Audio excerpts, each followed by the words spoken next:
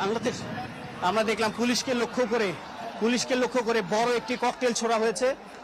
একদম পুলিশ যেখানে অবস্থান তাদের গা লক্ষ্য করে ঠিক আমরাও পাশেই অবস্থান করছিলাম।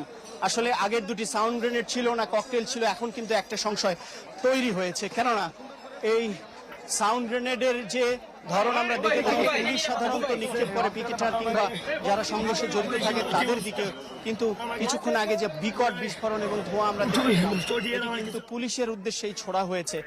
এখনো কোনো পুলিশ সদস্য আহত হয়েছে কিনা আমাদের এটি দেখার সুযোগ হয়নি। আমরা যদি আরেকটু কাছ থেকে দেখার চেষ্টা করি।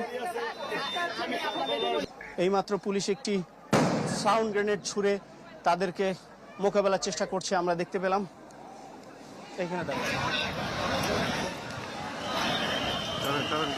পুলিশ আস্তে আস্তে এগিয়ে যাচ্ছে, তাদেরকে ঠেলে যে বাংলাদেশ কৃষি উন্নয়ন কর্পোরেশন